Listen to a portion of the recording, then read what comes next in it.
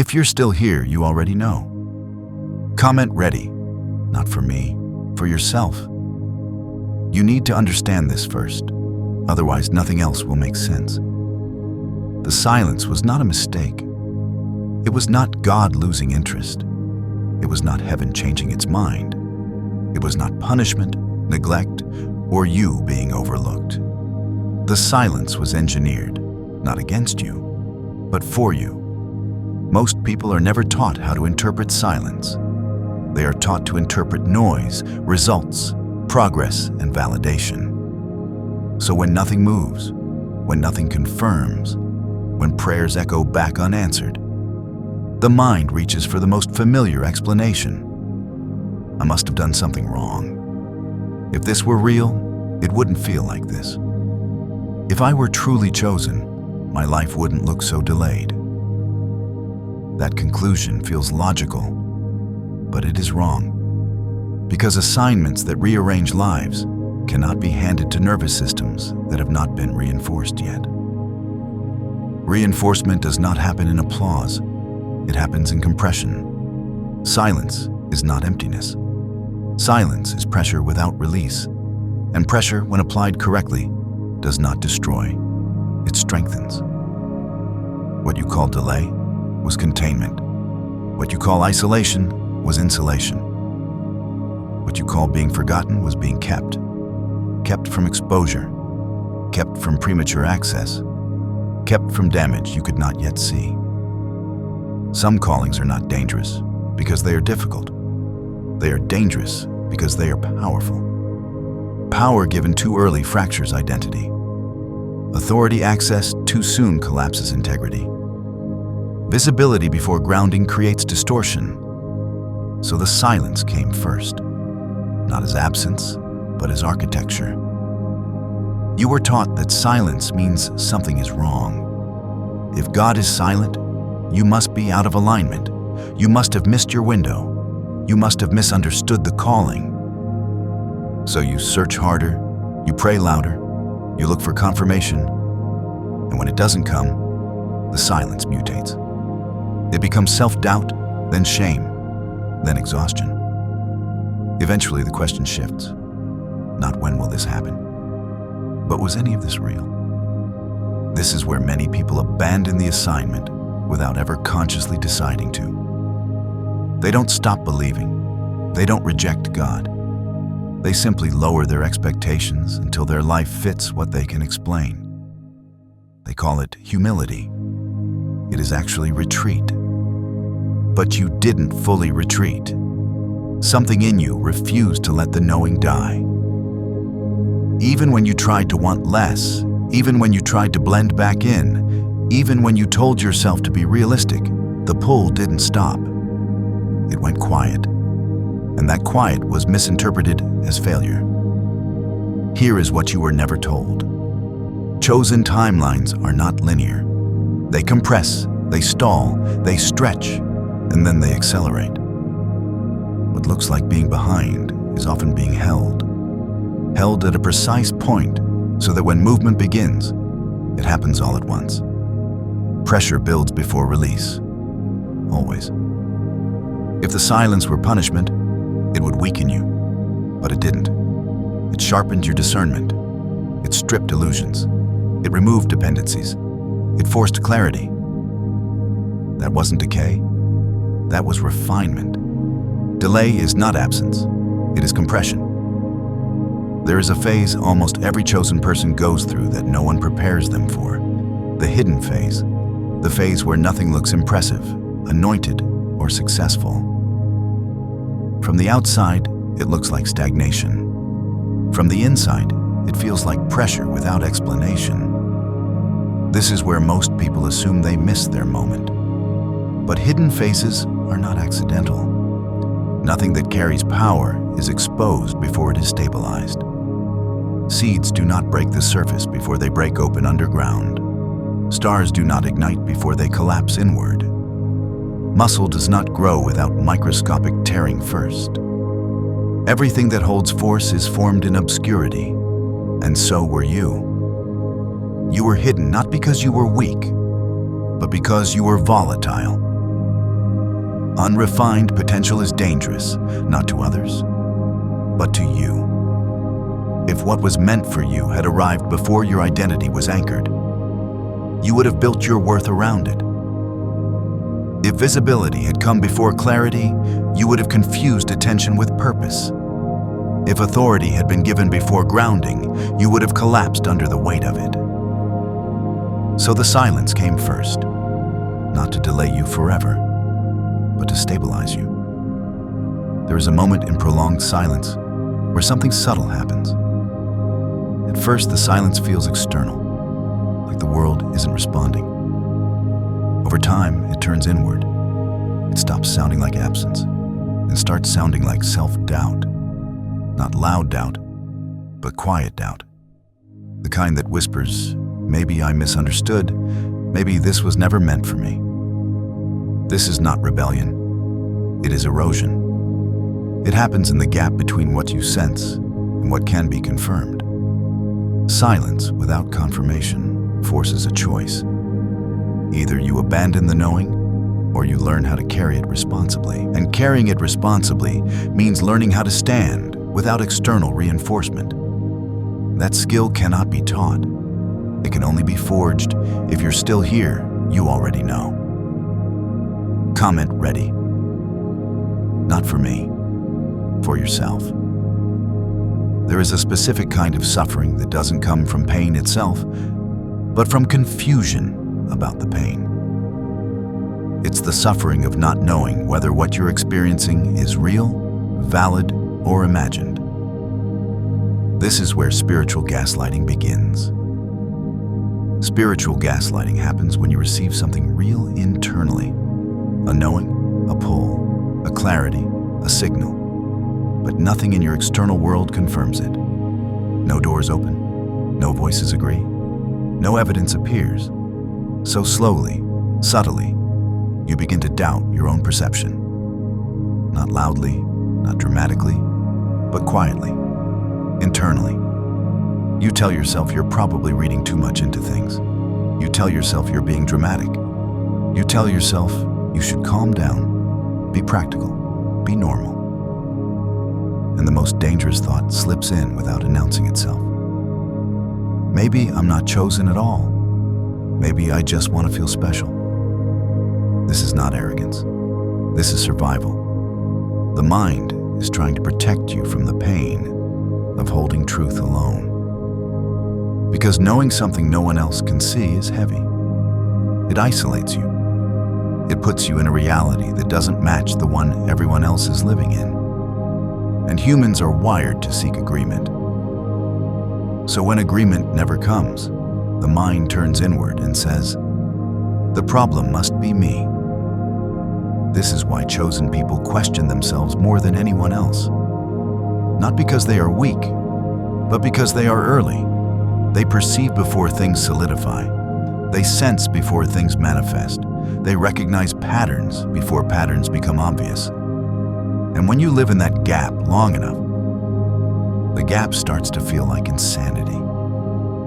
You replay signs. You reevaluate moments. You water down what you felt so it hurts less to carry. You don't lose faith in God. You lose faith in your ability to hear. And that is the real damage of spiritual gaslighting. It doesn't destroy belief. It fractures self-trust. It makes you second-guess the very instrument you were meant to use. But here's the truth that shifts everything. If what you were sensing wasn't real, you wouldn't be fighting yourself this hard. Delusion doesn't argue. Fantasy doesn't erode identity. Only truth held without confirmation creates this kind of internal pressure. The doubt you feel is not evidence that you're wrong. It's evidence that you're carrying something that hasn't landed yet. Silence didn't just delay outcomes. It tested whether you could stay loyal to what you sensed, even when reality refused to cooperate. And most people can't. Most people trade inner truth for external peace. They shrink their perception until it fits their environment. But you didn't. Even while doubting, you kept listening. Even while questioning, you stayed alert. Even while exhausted, you didn't fully disconnect. That's not weakness. That's resilience under contradiction. Spiritual gaslighting only works on people who are actually connected. If you weren't hearing anything, there would be nothing to doubt. The conflict itself is proof that something real is happening inside you, something that hasn't been allowed to surface yet. And the moment you understand that, the silence loses its power to confuse you. It stops being evidence against you and becomes evidence of preparation. You are not crazy. You were early. You were not imagining things. You were perceiving ahead of time. And that gap, the one that almost broke you, is the same gap that trained you to stand without consensus. If you're still here, you already know. Comment ready, not for me, for yourself. There is a moment when silence stops feeling like waiting and starts feeling like pressure.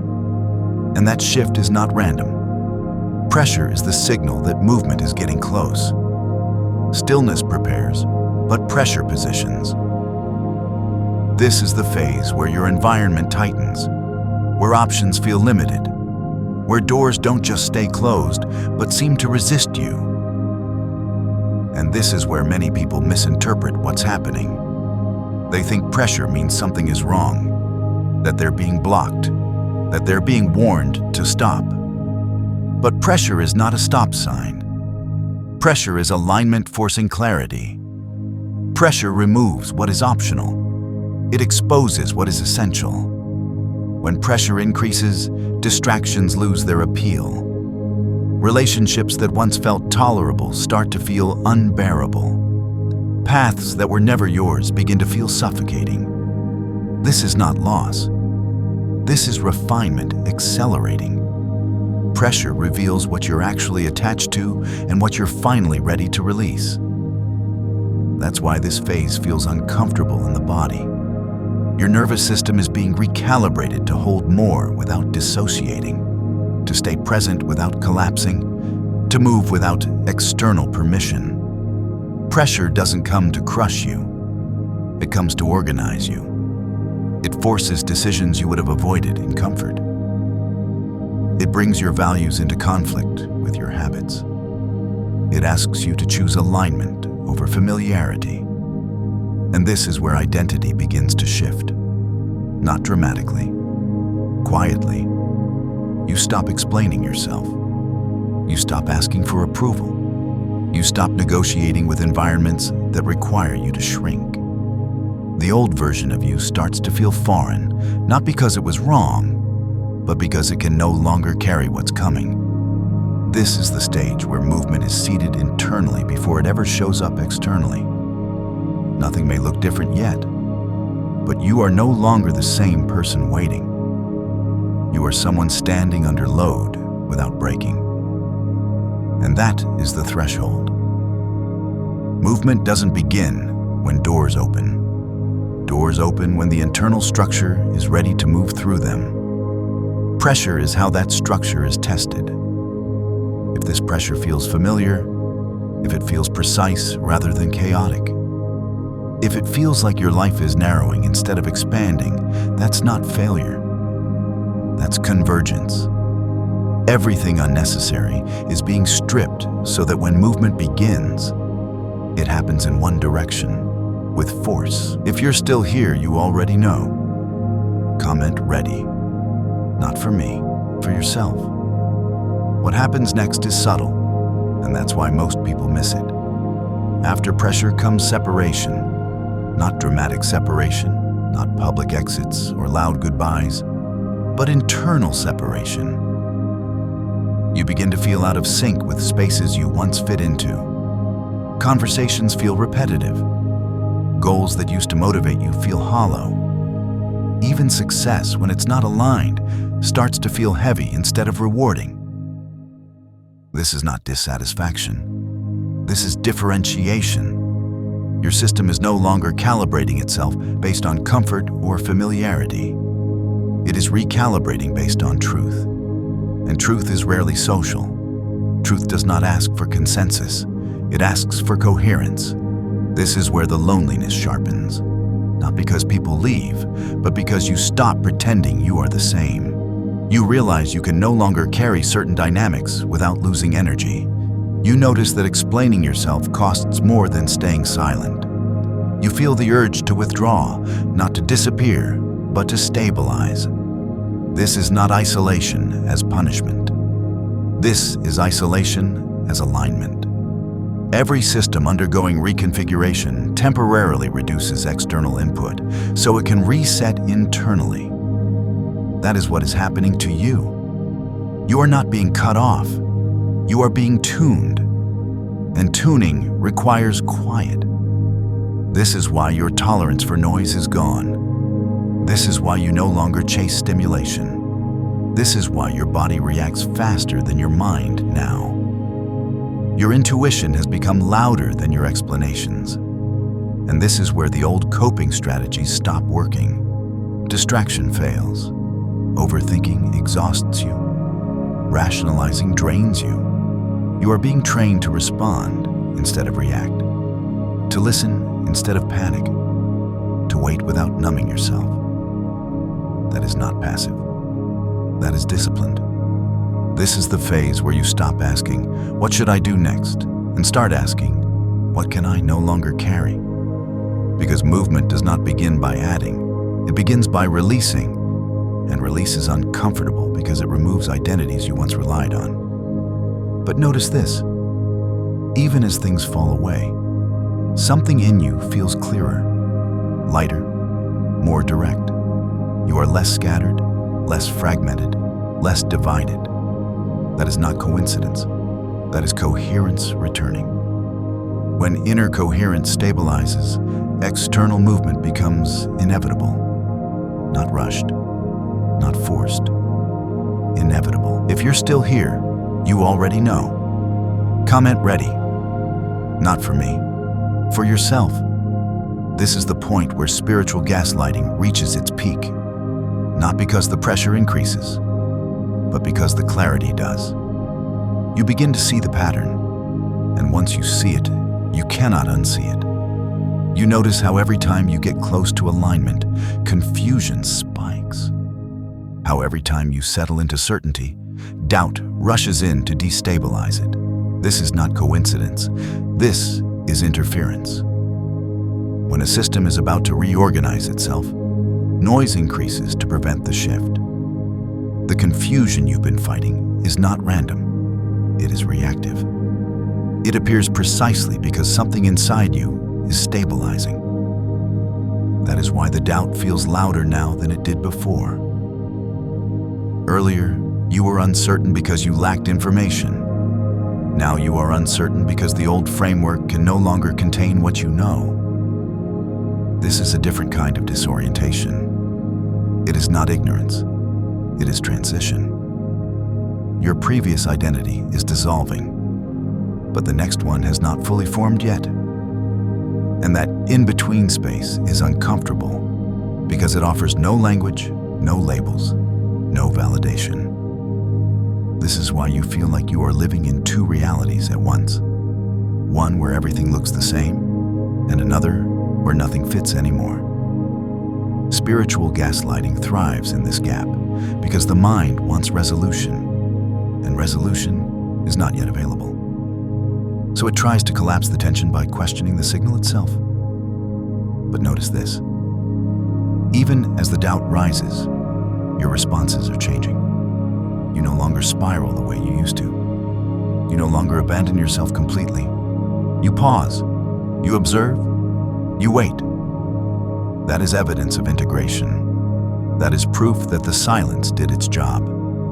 You are no longer trying to escape the confusion. You are learning to stand inside it without losing coherence.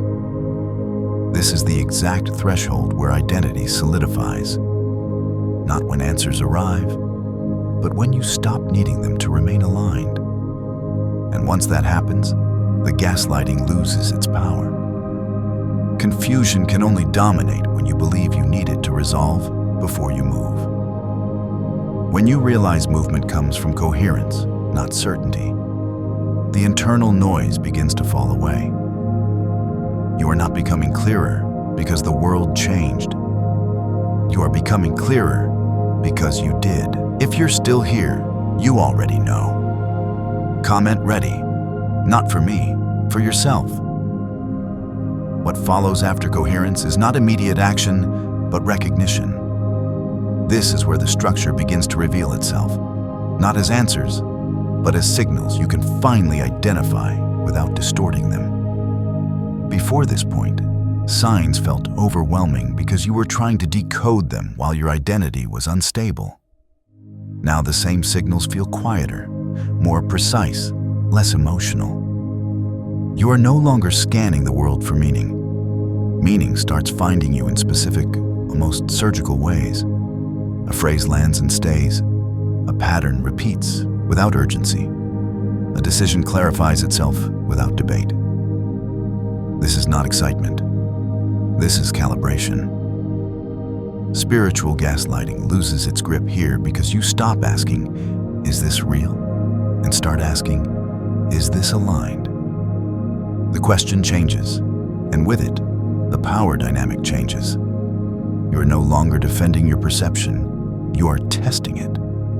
Testing does not come from fear. Testing comes from authority. This is where discernment replaces desperation. You notice that real signals carry steadiness, not adrenaline. They do not rush you. They do not flatter you. They do not inflate your sense of importance. They ask something of you. They require growth, responsibility, restraint. And because you are no longer fragmented, you can feel the difference immediately.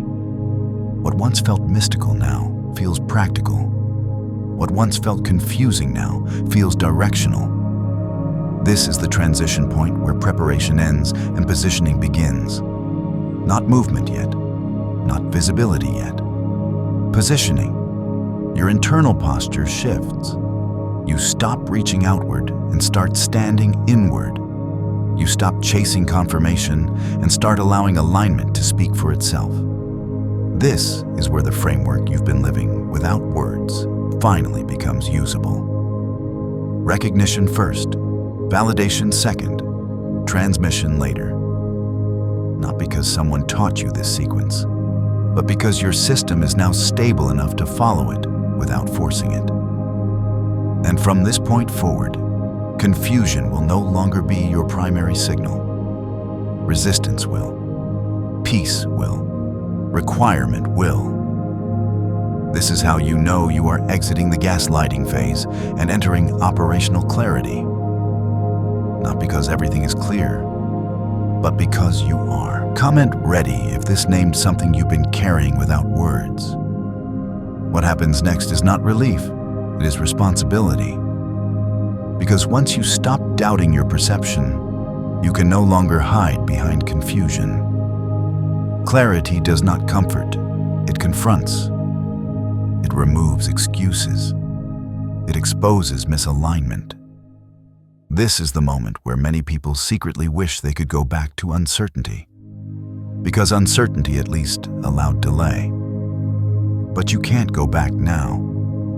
You have crossed the point where confusion was protecting you. From here on, every time you stay in a situation that drains you, you will feel it immediately. Every time you say yes out of obligation instead of alignment, your body will react. This is not hypersensitivity. This is calibration completing itself. Your internal signal is no longer faint. It is precise. And precision is uncomfortable because it demands accuracy. You can no longer lie to yourself convincingly. You can no longer override intuition without cost. This is where people say, everything feels heavier lately, not realizing the weight is not more burden, it is more truth. Truth has mass. It occupies space. And now that you are no longer fragmented, that mass is landing fully. This is also why your tolerance for misalignment is gone. You are not becoming difficult. You are becoming exact. Exact with your time. Exact with your energy, exact with your boundaries, exact with what you allow into your system. This exactness is not rigidity. It is respect. Respect for what you carry. Respect for what it costs you to ignore yourself. And this is the real exit from spiritual gaslighting. Not when doubt disappears, but when self-betrayal becomes impossible. From this point forward, alignment will feel simpler but stricter. Fewer options, clearer consequences, less noise, more responsibility. And that is the trade. You lose the comfort of ambiguity, but you gain the power of coherence. You are no longer waiting to be convinced. You are positioning yourself to move. Comment ready if you've been waiting to feel ready and it never came.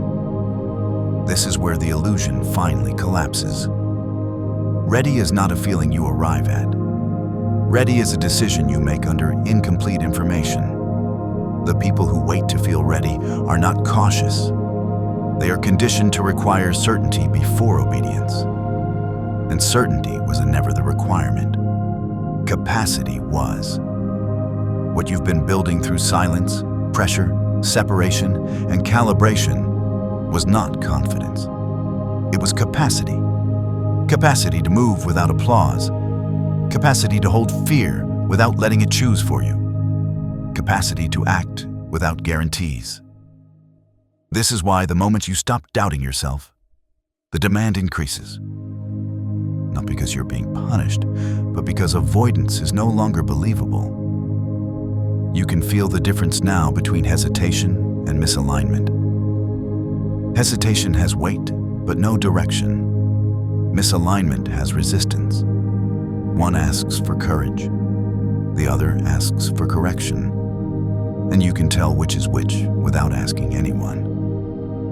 This is why advice starts to feel irrelevant. Not because others have nothing to offer, but because your signal is now louder than their opinions. Ready was never meant to arrive as comfort. If it did, the assignment would not require you. Ready arrives as necessity, as the moment when staying costs more than moving, as the moment when delay begins to feel dishonest. This is where people say, I don't know why, but I can't keep doing this, and mistake it for burnout. It's not burnout. It's alignment demanding action. The system you've been stabilizing is now asking to be used. And once that request is made, ignoring it creates friction you can't unfeel. You are not being rushed. You are being summoned by coherence. From here forward, the question is no longer whether you are chosen. The question is whether you will move before you feel ready, or wait until the cost of waiting becomes unbearable. Comment ready if you've been doubting yourself more than the situation.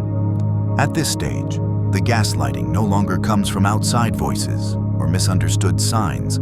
It comes from habit, habitual self-questioning, habitual second-guessing, habitual shrinking to avoid the discomfort of being certain in a world that prefers ambiguity. You start to notice how often you explain yourself internally, even when no one is asking. How often you justify your intuition before acting on it. How often you delay decisions, not because you lack clarity, but because you are still unconsciously waiting for permission. This is the last residue of spiritual gaslighting, not confusion, but over-accommodation.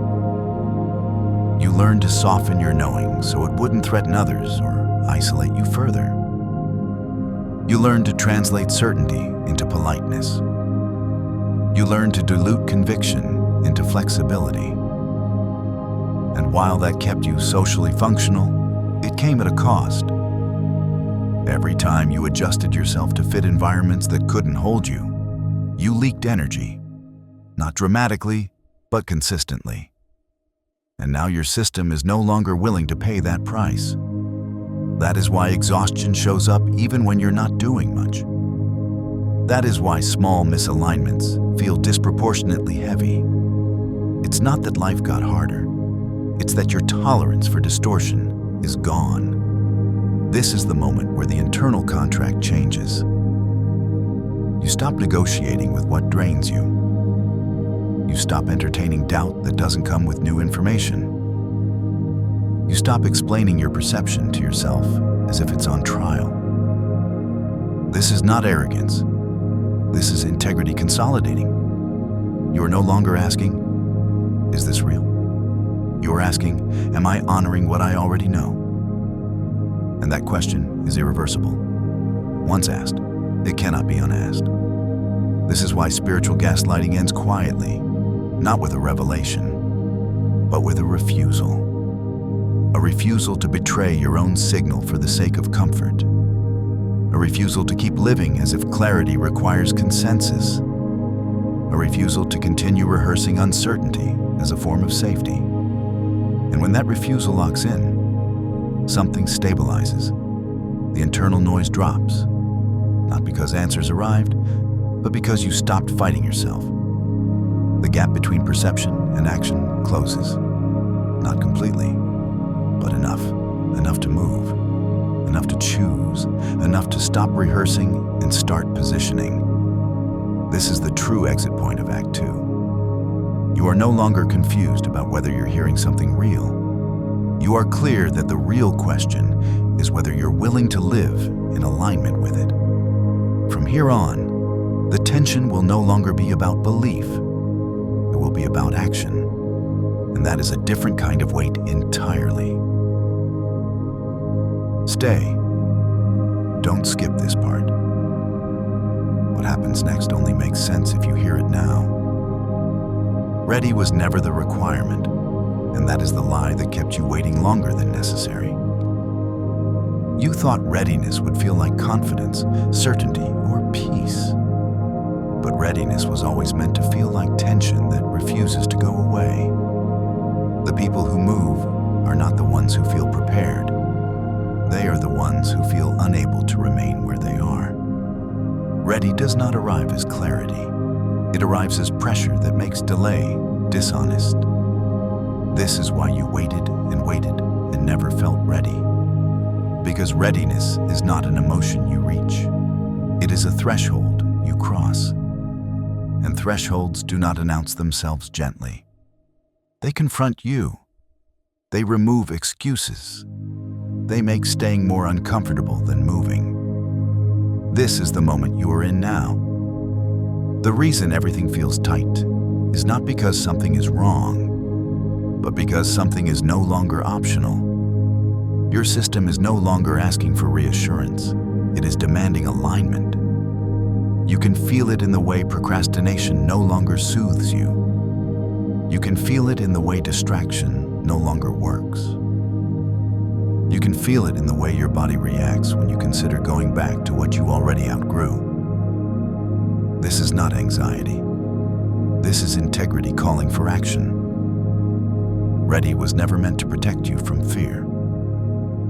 Fear is part of the equation. Fear appears whenever real movement is required. If there were no fear, there would be no consequence. And if there were no consequence, the assignment would not matter. This is why waiting for fear to disappear is a trap. Fear is not a signal to stop. It is a signal that what you are approaching carries weight. The difference now is that you no longer confuse fear with warning. You recognize it as confirmation. Confirmation that this step is real. Confirmation that this choice matters. Confirmation that staying where you are would cost you more than moving forward. This is where responsibility replaces validation. No one is coming to approve this step for you. No one is going to certify that you are ready. The silence that once confused you has done its job. It built the internal structure required to move without permission. From here on, delay will feel heavier than action. Not because action is easy, but because misalignment is now intolerable.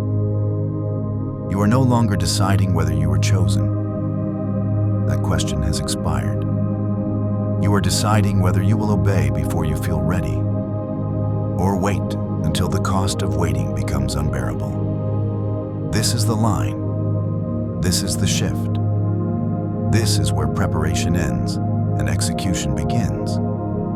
And once you cross this point, there is no return to comfort, only movement toward coherence. If you leave now, you'll misinterpret what happens next. Stay.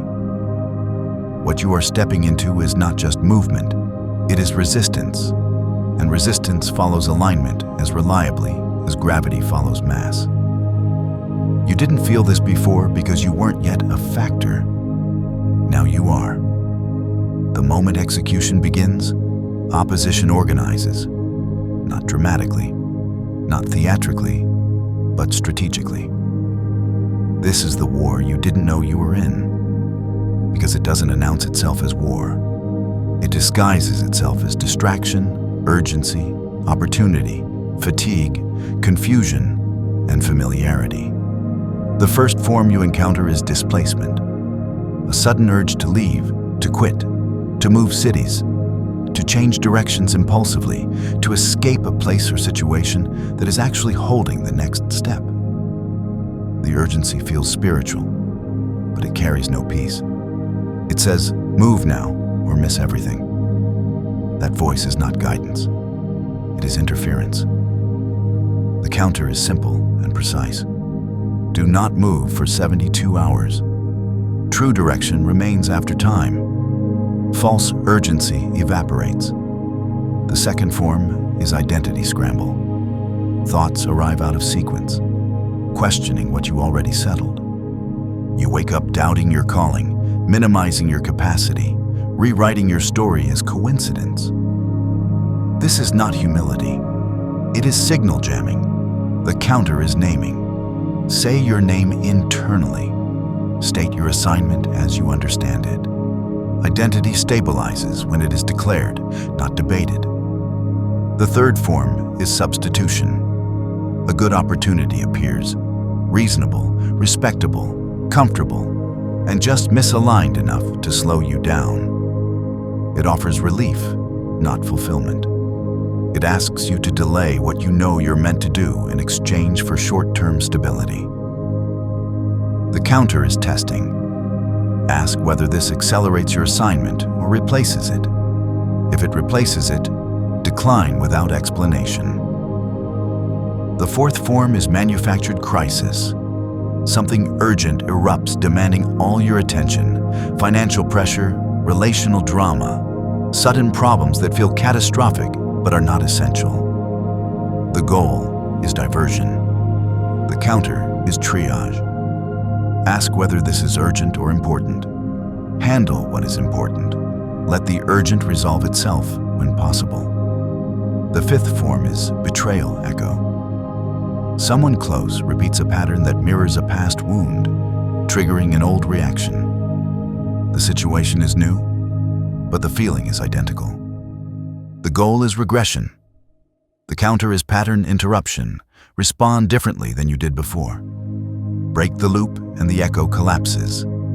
The sixth form is resource drought. Money tightens, time disappears, energy dips right after commitment. You question whether you misheard because resources seem to vanish. The counter is micro-obedience. Do the smallest viable version of what you were called to do. Obedience in scarcity unlocks provision in sequence. The seventh form is physical crash. Exhaustion, illness, sleep disruption hits at the execution phase. This is not weakness. It is vessel attack. The counter is collective support. Do not isolate. Call in prayer, mentorship, rest without guilt. You are not meant to withstand this one alone. Understand this clearly. The attacks are not random. They come in order because there is a playbook, and now you have it. Your job is not to fight aggressively or retreat defensively. Your job is to stand, recognize, name, counter, and continue. When you name a form, it loses most of its power. When you hold your ground, momentum returns. The presence of opposition is not evidence you're wrong, it is evidence you're close. If you were moving in the wrong direction, nothing would resist you. This is not paranoia. This is pattern recognition. From this point on, do not personalize resistance. Treat it as information. You are no longer a student waiting for revelation. You are an operator moving with awareness. And once you see the war, you stop bleeding in confusion and start advancing in clarity. Stay present. Don't rush this. What you are stepping into now is not another phase of learning. It is a change of function. Up until this point, you have been a receiver, a processor, an operator. You learned to survive silence, to recognize distortion, to move under pressure, to stand during resistance. That phase is complete. What comes next is not about doing more or knowing more. It is about carrying. You are becoming a transmitter, not because you chose it, but because your system can now hold it without fracturing. A transmitter does not convince. A transmitter does not chase. A transmitter does not explain itself repeatedly. It alters the field simply by being present. This is why you have felt different for so long without language for it.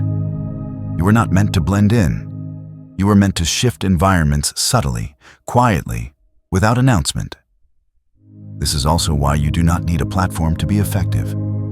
Influence is not volume. Influence is coherence. When your internal system is aligned, it emits stability. Others feel it before they understand it. They relax around you. They tell you things they did not plan to say. They gain clarity without you advising them. This is not charisma. This is regulation transmitted outward. You are no longer meant to absorb chaos. You are meant to neutralize it. That is your function now. And this is why you cannot go back to living passively. Passivity would distort what you carry. You are not allowed to leak your frequency into environments that consume it without reciprocity. Boundaries are no longer optional. Rest is no longer indulgent. Silence is no longer confusing. Everything now serves alignment. You will notice this immediately. Places that once tolerated you will no longer hold you. People who once related to you will feel distant. This is not superiority. This is phase shift. You are not meant to drag anyone forward. Transmission is not persuasion. Those who are compatible will find you. Those who are not will fall away without conflict. Your responsibility is not to convince or rescue. Your responsibility is to remain coherent. That coherence is the work. This is also why your words will matter less than your presence. You will say fewer things and create larger effects. You will stop rehearsing explanations. You will stop defending your position. You will feel a quiet authority replace urgency. This is the seal completing itself. You are no longer preparing to be something. You are functioning as it. From this point forward, the measure of success is not expansion, but stability. Not recognition, but impact. Not speed, but accuracy. You will know you are aligned when your nervous system remains calm under conditions that used to overwhelm you. When others escalate, you will ground. When others panic, you will slow. When others seek certainty, you will provide steadiness. This is not a role you perform. It is a state you maintain. And maintaining it will cost you normalcy. You will not be able to pretend anymore. You will not be able to numb yourself into fitting. You will not be able to return to confusion for comfort. This is the cost of transmission. But it is also the privilege. You are not meant to consume truth endlessly. You are meant to carry it. You are not meant to wait forever. You are meant to stand. And now you do. This is not the beginning. This is the return. You are not becoming chosen. You are remembering that you already were. The series ends here, but the function does not. What happens next will not require explanation. It will require presence. and you are ready to carry it. And before you go, understand this. This transmission does not end here. This channel is not content. It is a signal.